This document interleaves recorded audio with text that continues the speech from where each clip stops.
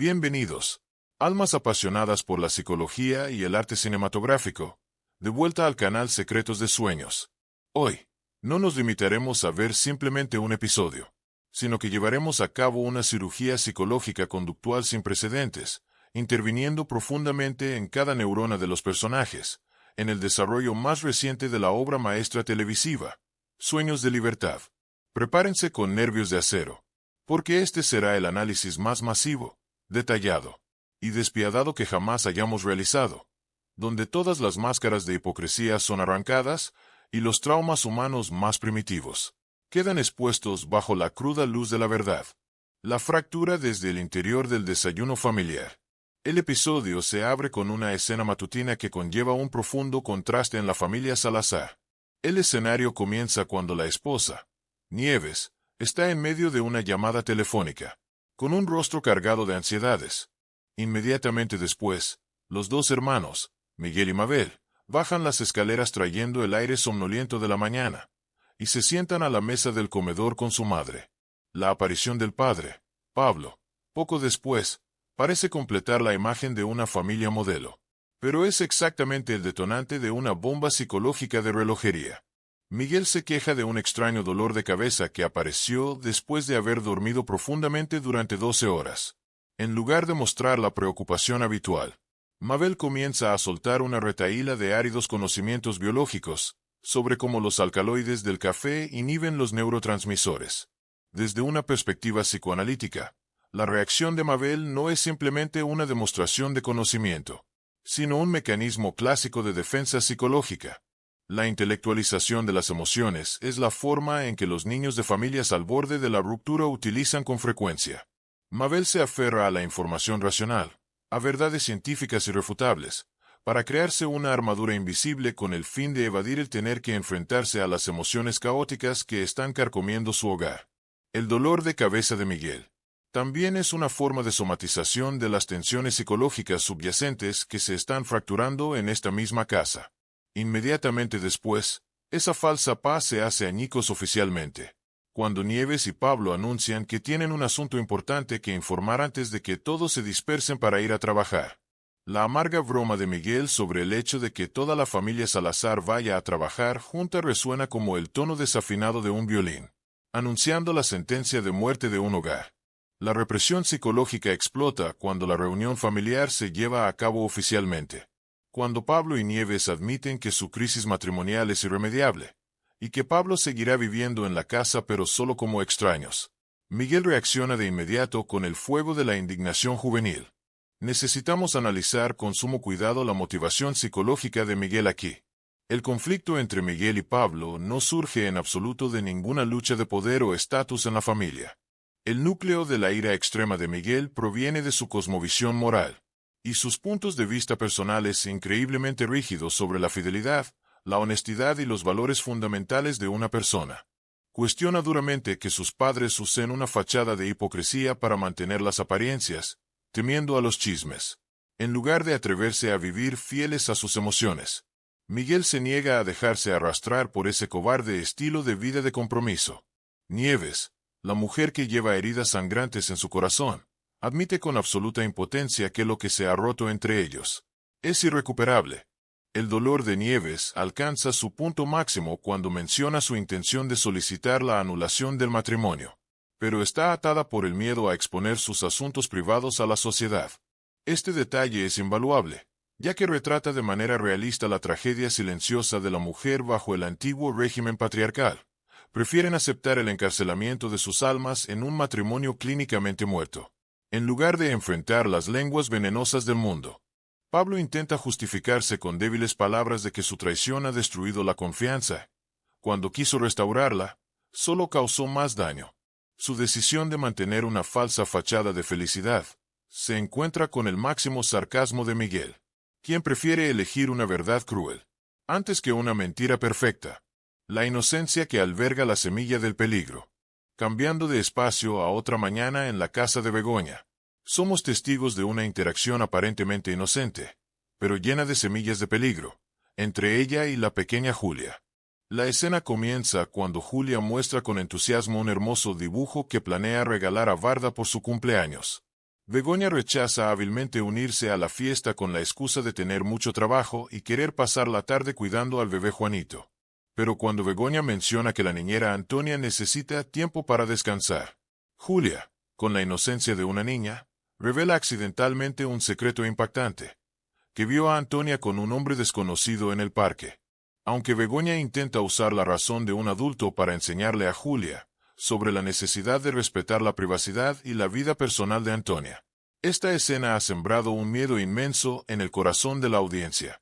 Desde la perspectiva de la psicología criminal, la inocencia de los niños suele ser la herramienta más afilada para rasgar los velos de engaño más finamente elaborados.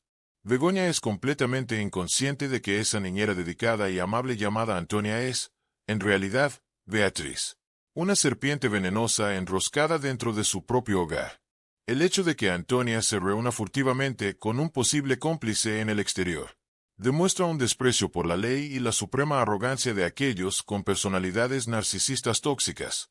Disfrutan de la emoción de cometer delitos, justo bajo las narices de las víctimas inocentes. Intercalada inmediatamente después, hay una escena breve pero de gran peso cuando Gabriel se va y se despide de Begoña. La indiferencia en la forma de saludar, la distancia invisible entre los dos, exponen un matrimonio que no es más que un cadáver sin alma. Gabriel sale por la puerta llevándose la oscuridad de sus crueles maquinaciones, dejando a Begoña desamparada en medio de una partida de ajedrez mortal, en la que ni siquiera sabe que es una pieza en la mira. La advertencia de los viejos zorros en el mundo empresarial. La historia continúa arrastrándonos al torbellino del poder oculto en la oficina de la fábrica de perfumes, donde Digna busca ansiosamente el número de teléfono del socio Ferrer. Damián aparece con el aspecto de un viejo zorro astuto en el mundo de los negocios. Él le advierte de inmediato a Digna sobre la furia que podría estallar de su sobrino dictatorial, Gabriel, si ella interviene y se extralimita en las negociaciones comerciales. El conflicto estalla cuando Digna insiste firmemente en que ella debería llevar a Pablo, porque él conoce a la perfección los detalles más pequeños del contrato firmado con Ferrer. Digna confía en la capacidad profesional de Pablo. Sin embargo, Damián ha expuesto una cruda verdad sobre la psicología organizacional, que Gabriel, con sus celos y envidia innata, nunca aceptará la presencia de Pablo. El narcisismo de un dictador no permite que nadie parezca más talentoso que él. Damián analiza astutamente que Pablo se encuentra actualmente en una posición débil, mucho más vulnerable que Gabriel, a pesar de la experiencia superior y el profundo conocimiento que posee este director financiero. Damián insinúa que Gabriel tiene a Pablo en sus manos, atacando exactamente su debilidad más fatal. Este diálogo es un boceto perfecto del arte político en el lugar de trabajo, donde el talento y la dedicación a menudo son asfixiados por el ego gigantesco, y las vendetas personales de la clase dominante, el arrepentimiento y el avance de la conciencia. En otro rincón de la fábrica, en el ruidoso espacio de la cantina, tiene lugar un raro desarrollo psicológico curativo entre Claudia y Salva. Cuando Salva entra a preparar café, Claudia se acerca proactivamente, rebajando su ego para ofrecer una sincera disculpa. Admite con valentía que su ceguera por los celos y su excesiva sensibilidad le han provocado una visión distorsionada y un comportamiento sumamente injusto hacia la relación entre Salva y Mabel. Claudia se da cuenta de que ella misma se empujó a un sentimiento de traición, cuando, de hecho, nunca había existido un compromiso romántico entre ella y Salva. Este es un paso monumental en el proceso de autoconocimiento y desarrollo personal de Claudia. Ella ha superado el síndrome de deducción negativa, una enfermedad psicológica extremadamente común en personas que carecen de confianza en su propia valía y tienden a convertirse en víctimas de cada historia. El hecho de que se atreva a enfrentar su error, analizar claramente la causa psicológica que la llevó a unos celos irracionales en lugar de evadirlo o culpar a las circunstancias, demuestra una admirable madurez en inteligencia emocional, el secreto sucio y la complicidad de género. Sin embargo, la luz de la sinceridad se apaga rápidamente cuando la trama de la película nos devuelve a la conversación sumamente tensa entre Digna y Damián. En este momento, el sucio secreto sobre la verdadera razón que obligó a Pablo a mudarse de la sucursal de Tarragona a Toledo ha quedado completamente al descubierto. Damián revela que Pablo cometió adulterio. y que Gabriel usó esta misma información para chantajear y obligar a Pablo a apoyarlo siempre en cada decisión de la empresa. Digna muestra un desprecio extremo por la debilidad y los instintos animales de los hombres. Cuando Pablo estuvo dispuesto a desechar a su familia y traicionar su matrimonio con Nieves por un deseo trivial. El verdadero impacto llega cuando Damián confirma la identidad de la desvergonzada tercera persona. Es Marisol, la primera secretaria que contrataron. Lo más condenable aquí no es solo la flagrante traición de Pablo, sino precisamente la actitud de encubrimiento de Damián. La solidaridad de género tóxica entre los hombres ha creado una sólida fortaleza para proteger las malas acciones que pisotean la dignidad y la confianza de la mujer. Damián admite que sospechaba de esta relación ilícita desde hacía mucho tiempo, pero eligió el silencio. Digna siente que se le oprime el corazón de lástima por el dolor de Nieves, que está sufriendo este impacto tan grande. Pero Damián usa el poder del silencio para obligarla a guardar el secreto, a no decir ni una sola palabra cuando se encuentre con la pareja, por miedo a que todo se salga de control y cause más grietas. Esta escena retrata con veracidad la injusticia en la estructura social, donde los hombres en el poder se otorgan el derecho a perdonarse y ocultar los pecados de los demás, mientras que la mujer tiene que soportar todas las consecuencias más graves del trauma psicológico. El oasis de paz en medio del desierto de engaños. Paralelamente a los sucios cálculos políticos, la conversación entre Salva y Claudia en la cantina sigue aportando matices emocionales suaves, pero no por ello menos profundos. Claudia comparte su empatía sobre la represión de las emociones cuando se está prohibido, y pone como ejemplo a su difunto marido, Mateo, que fue sacerdote antes de casarse. Salva aclara gentilmente que nadie ha prohibido la relación entre él y Mabel. Salva también comparte que él y Mabel han vuelto a hablar, han resuelto los malentendidos innecesarios, y que todo está volviendo poco a poco a su cauce normal. Aprovechando esta oportunidad, Claudia expresa valientemente su deseo de restaurar su pura amistad con Salva como antes. Los recordatorios de aquellas mañanas desayunando tostadas juntos y charlando animadamente crean un raro oasis de paz en medio del árido desierto de maquinaciones y engaños.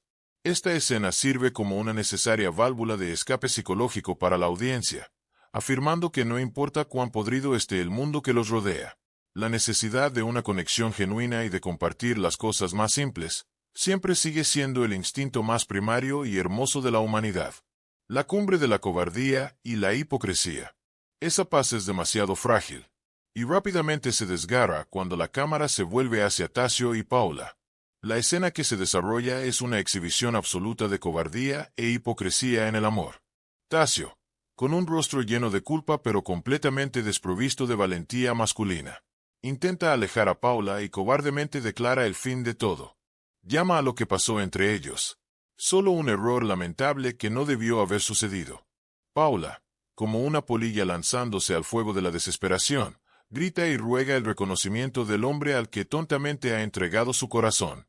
Ella afirma con firmeza que Tasio realmente se enamoró de ella, y le exige que no niegue sus verdaderos sentimientos. Ante esa cruda verdad, Tasio elige la forma más vil: utilizar el pretexto de ser un hombre casado como escudo defensivo. Constantemente habla de su responsabilidad hacia Carmen, pero desde una perspectiva psicoanalítica, esto no es porque respete a su esposa, sino porque es demasiado cobarde para enfrentar las ruinas creadas por sus propios deseos. La reacción de Tasio es un ejemplo de manual del mecanismo de negación de responsabilidad y evasión de conflictos en la psicología conductual. Cuando Paula le exige a Tasio que la mire directamente a los ojos y diga rotundamente que no siente nada por ella, Tasio solo puede murmurar débilmente una disculpa, darse la vuelta y salir huyendo. Paula se derrumba por completo, y sus sollozos son el grito de la máxima desesperación al darse cuenta de que ella es solo un juguete de entretenimiento barato, en el juego del amor de un narcisista encubierto. El despertar frente a la ideología tóxica del perdón. La podredumbre en las relaciones de los adultos continúa azotando con latigazos psicológicos invisibles a la siguiente generación, como se muestra en la acalorada discusión entre Miguel y Mabel en el pasillo. Mabel, con la mentalidad de una hija que siempre anhela mantener la imagen perfecta del padre, da un paso al frente a ciegas para defender a Pablo. Ella argumenta que su padre cometió un error, pero que actualmente está sumamente arrepentido y merece que se le dé una segunda oportunidad para empezar de nuevo. El argumento de Mabel representa una mentalidad tradicional tóxica, donde a menudo se exige a la víctima que sea tolerante y perdone para preservar la fachada pacífica de la familia. Por el contrario, Miguel, con la lucidez y la aguda intuición de un joven, ha visto a través de la naturaleza de la terrible traición que ha causado su padre. Miguel refuta contundentemente que Pablo debería haber pensado en las consecuencias antes de decidir traicionar cruelmente a su propia familia. Miguel se niega a ser asimilado en la tóxica ideología del perdón que Mabel intenta inculcarle. El joven comprende claramente que existen límites morales fundamentales que, una vez rotos, no hay ningún tipo de pegamento psicológico que pueda volver a unir. Este diálogo expone una dolorosa realidad sobre el trauma psicológico multigeneracional, donde los hijos se ven obligados a cargar, juzgar y soportar los repugnantes errores cometidos por sus propios padres, basándose en profundas convicciones personales y no en una lucha por el poder material. La prisión psicológica y el castigo de la conciencia. El drama del cuadro psicológico sigue en aumento cuando Damián busca proactivamente a Pablo en la oficina. Al principio, la historia solo gira en torno a las preocupaciones comunes sobre la dictadura de Gabriel en la gestión de la fábrica. Pero muy pronto, el oscuro fantasma del pasado resurge e invade todo el espacio. La historia cambia a la trágica muerte de Gervasio, una herida psicológica profunda que nunca ha sanado en sus mentes. Pablo se hunde en un tormento incesante al admitir dolorosamente que ignoró cruelmente las últimas llamadas de auxilio de Gervasio, por la desalmada excusa de estar demasiado ocupado con el trabajo. El inmenso sentimiento de culpa hace que Pablo se considere a sí mismo un bastardo miserable que empujó indirectamente a su amigo a la muerte. Damián, con la aguda visión de alguien que ha pasado por muchos altibajos, asesta un poderoso golpe de despertar a la mente asustada de Pablo. Señala francamente que el trabajo es en realidad solo una tapadera perfecta, una excusa conveniente para que la gente evada enfrentarse a los verdaderos valores fundamentales de la vida, que son el afecto familiar y la amistad. Esta escena es una profunda lección de psicoanálisis sobre la culpa, y cómo las personas construyen prisiones psicológicas sólidas para castigarse a sí mismas, cuando se dan cuenta de que su propio egoísmo extremo condujo a la muerte injusta de otra persona. El enfrentamiento entre dos generaciones y la hipocresía de los adultos. Volviendo al debate interminable y persistente de Miguel y Mabel. La tensión sigue estallando a medida que profundizan en las contradicciones fundamentales de la crianza de sus padres. Mabel sigue intentando usar razonamientos forzados sobre el hecho de que Nieves todavía siente algo por Pablo para justificar que sus padres deben seguir siendo perseverantes e intentar salvar este matrimonio podrido. Argumenta que sus padres siempre les enseñaron a ser firmes, a no tener nunca permitido tirar la toalla blanca para rendirse ante las dificultades de la vida. Sin embargo, Miguel refuta de inmediato esa descarada hipocresía al señalar que son sus propios padres, aquellos que siempre predican moralidad sobre la perseverancia, quienes están siendo los primeros cobardes en levantar la bandera blanca de rendición ante las tormentas de la vida familiar.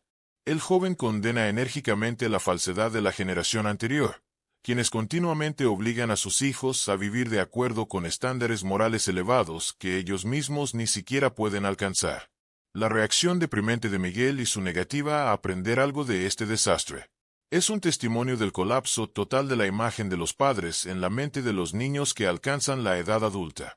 El suspiro obsesivo de la mujer despojada de todo, pasando a un espacio fuertemente femenino, pero tan asfixiante que resulta difícil respirar. Begoña visita a Nieves para intentar calmar el dolor que desgarra frenéticamente el corazón de esta desdichada mujer. Nieves ahora se ha derrumbado por completo, desprendiéndose de todas sus habituales máscaras de fuerza y resiliencia. Ella confirma que ha decidido cortar definitivamente sus lazos con Pablo. El clímax de la tragedia psicológica ocurre cuando Nieves confiesa amargamente la duda más cruel que carcome su alma. ¿Acaso Pablo se le acercó y se casó con ella desde el principio, solo por la vil ambición de subir la escalera del prestigio de la clase alta? El dolor de Nieves se multiplica miles de veces al recordar cómo una vez dio la espalda de manera resuelta a su propia familia de sangre, renunciando a todas sus raíces lujosas para seguir el llamado de un amor ciego.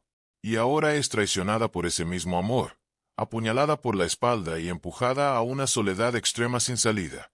Begoña utiliza toda su empatía y razón para analizar e intentar sacar a Nieves del pantano de la deducción negativa que está a punto de tragarla.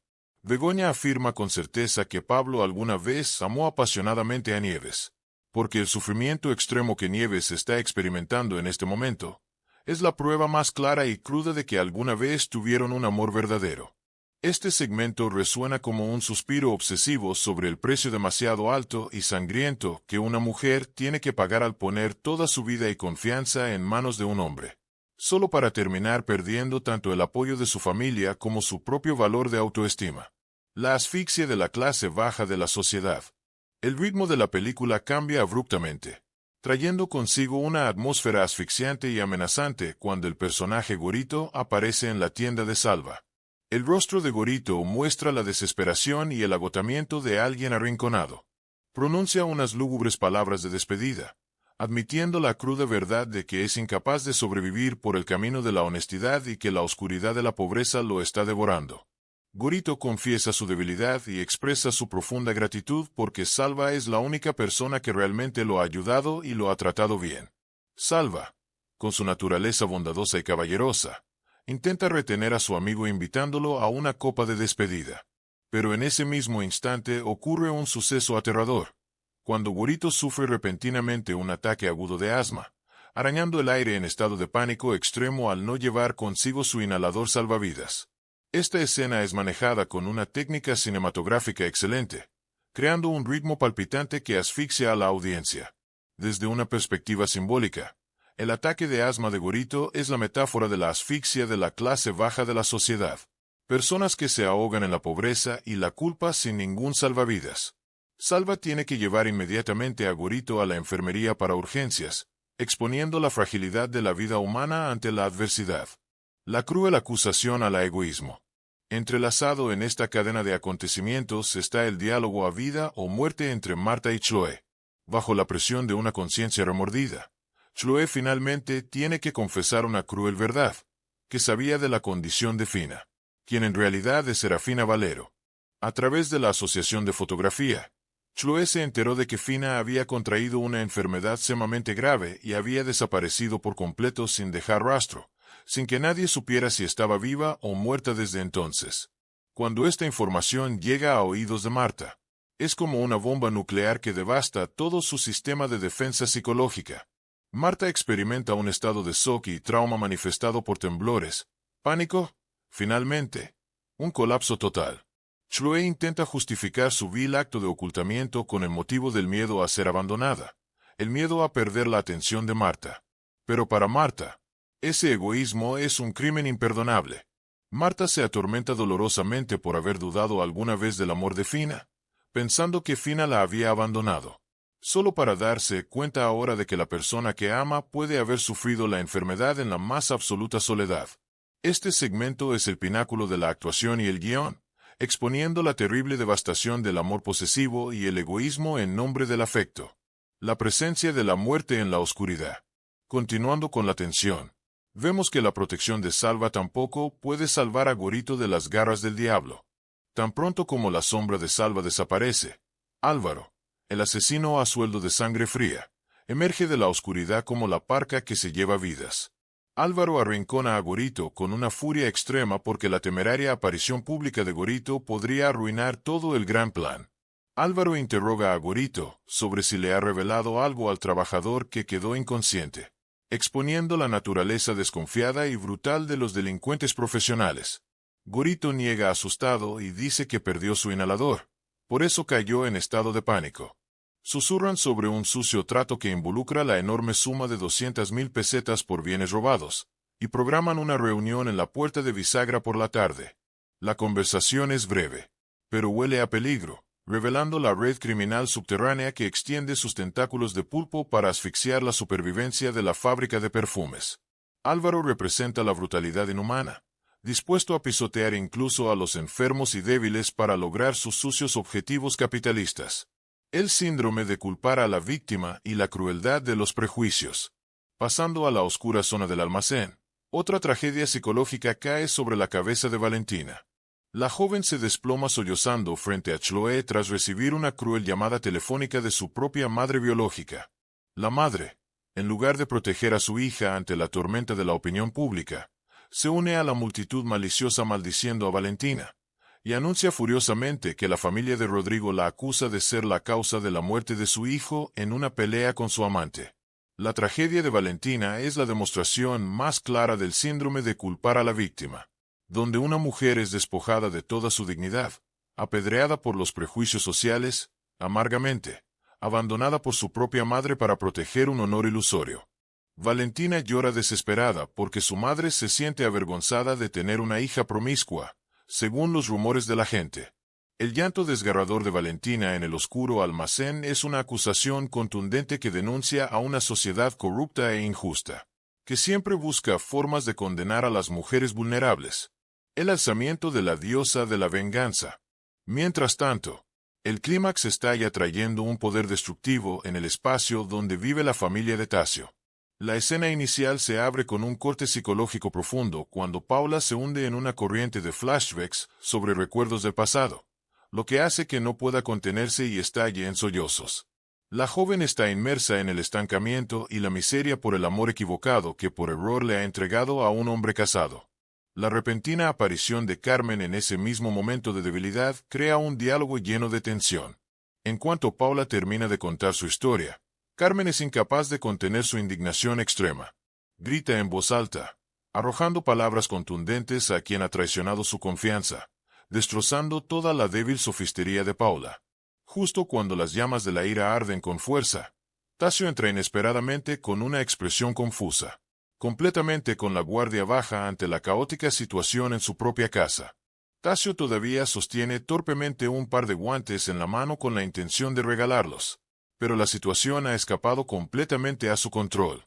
Con la aguda intuición de una mujer engañada, Carmen inmediatamente apunta la lanza hacia Tasio, interrogándolo con palabras tan afiladas como navajas sobre si esta pareja de adúlteros realmente se ha acostado junta o no, sin darle la oportunidad al pésimo marido de poner excusas o recuperar el aliento. Carmen se da la vuelta resueltamente y se aleja en el pico de su ira, dejando a Tasio clavado en su lugar en la humillación. Esta escena marca una fuerte transformación en Carmen. Ella se ha levantado de la posición de víctima para destruir la ilusión de poder y la hipocresía de aquellos que están tratando de engañarla deliberadamente. El baile de acecho de los narcisistas. Y para cerrar esta asfixiante cadena de acontecimientos, la película nos arroja a un espacio muy tóxico justo en la propia casa de Gabriel y Begoña. Gabriel y la niñera Beatriz, quien en realidad es su esposa legal, tienen una conversación llena de emociones caóticas y lujuria. Deshaciéndose de todas las fachadas morales, ambos se abalanzan locamente el uno sobre el otro, intercambiando gestos íntimos llenos de culpa dentro de la misma casa que Begoña está cuidando. Gabriel interroga a Beatriz sobre el hombre desconocido, revelando unos celos enfermizos y posesivos, mientras Beatriz utiliza palabras seductoras para afirmar que ella le pertenece solo a él. El baile de acecho de estos dos narcisistas es llevado a su punto máximo, hasta que la voz de Begoña, indicando que acaba de regresar a casa, resuena repentinamente interrumpiendo su sucia diversión.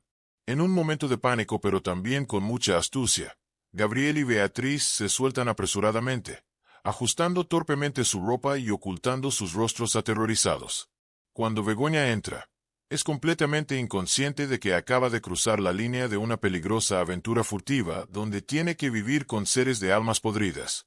Las fugaces imágenes al final del episodio que revelan que el médico Giral es acusado de eutanasia, o las pistas de la Guardia Civil, añaden aún más leña a las llamas del drama que arden con fuerza. Predicciones de los acontecimientos al estilo Secretos de Sueños. Basándome en los enormes bloques de datos psicológicos y los nudos de eventos que acaban de ser desentrañados con absoluta precisión, me gustaría ofrecer predicciones personalizadas sobre el superhuracán de nivel destructivo que está a punto de devastar el destino de los personajes en el próximo episodio. Primero, es la sangrienta tragedia psicológica de Marta y Fina. La extrema desesperación creará un choque cognitivo que convertirá a Marta, de ser una mujer que siempre pone la razón y el poder por encima de todo, en una temeraria atea que rechaza todas las reglas sociales. Predigo que Marta experimentará un proceso de muerte de su ego social. Desechará todas las responsabilidades en la fábrica, abandonará todas las luchas internas del clan familiar para embarcarse en un viaje desesperado en busca de Fina, a pesar de que eso signifique arrojarse a la muerte. En el proceso, el odio hacia Chloe no se limitará a la frialdad o al desprecio habituales. Marta utilizará lo poco que le queda de poder para ejecutar un castigo psicológico brutal, aplastando por completo la red de seguridad de Chloe. Chloe tendrá que soportar un contragolpe kármico, quedando completamente aislada en el lugar de trabajo, despojada de toda atención, y tendrá que experimentar exactamente el mismo sentimiento de abandono extremo que ella indirectamente causó en Marta. En segundo lugar, está el colapso sangriento de la red criminal en torno a Álvaro y Beatriz. El hecho de que Gorito revelara su debilidad fatal, la enfermedad del asma, y fuera descubierto, será la puñalada que cortará todo el hilo de seguridad del plan de extorsión. Álvaro, con la naturaleza de un puro psicópata antisocial, nunca permitirá que un debilucho arruine su complot. No dudará en buscar formas de asesinar a Gorito para silenciarlo utilizando el método más brutal, que posiblemente sea simular un ataque de asma mortal. Sin embargo, será precisamente esta desaparición o muerte inusual lo que alertará a la aguda intuición de Begoña. Su instinto de proteger a su familia impulsará a Begoña a investigar en secreto al nuevo y misterioso empleado. Y a partir de ahí, sin quererlo, derribará el muro de los secretos, desenmascarando la identidad demoníaca de la niñera Beatriz. La guerra psicológica se convertirá entonces en un género de terror de supervivencia. Cuando Begoña se dé cuenta de que ha confiado la vida de su pequeño hijo a una asesina, y que toda su familia está encerrada en la misma jaula con una bestia salvaje. Finalmente, está el colapso del tóxico triángulo amoroso entre Tasio, Carmen y Paula. El levantamiento de Carmen ciertamente no se detendrá en cuestionamientos o lágrimas de debilidad. Creo que, con su orgullo pisoteado hasta el límite, Carmen se transformará en una diosa vengativa que llevará a cabo una purga radical. No solo echará a Tasio de la casa, sino que también le arrancará la máscara de su masculinidad tóxica, asfixiando el ego narcisista de este hombre traicionero. En cuanto a Paula, Carmen utilizará el propio microcosmos social de la fábrica para exponer su inmundicia frente a todos los trabajadores. Paula y Tasio se convertirán en parias de la sociedad, perderán por completo todo su valor de autoestima, y tendrán que pagar el precio más alto por su cobardía, sus bajos deseos, así como por sus propias ilusiones de poder. Tendrán que enfrentarse al máximo vacío cuando ya no les quede nadie a quien manipular. Resumen y llamado a la acción. Los acontecimientos más recientes de Sueños de Libertad no son solo un simple episodio de entretenimiento, sino que son en realidad un nocturno épico sobre el colapso de la fe y el resurgimiento de los instintos más oscuros escondidos en lo profundo de los seres humanos. Desde la cobarde traición de Pablo en su matrimonio, el cruel egoísmo en nombre del amor de Chloe, hasta la podrida hipocresía de Tasio. Todo demuestra una dura verdad psicológica de que las personas siempre están dispuestas a pisotear a sus semejantes para proteger su pequeño ego y su búsqueda de deseos personales. La fábrica de perfumes ahora no es diferente de una incubadora de semillas de pecado, donde todos los límites morales se han difuminado. ¿Y ustedes, las agudas y astutas mentes analíticas del canal Secretos de Sueños, qué opinan de la valentía de Carmen en el reciente final? ¿Tendrá el poder suficiente para aplastar por completo la ideología patriarcal profundamente arraigada de Tasio? ¿O volverá a caer de nuevo ante las dulces mentiras preprogramadas?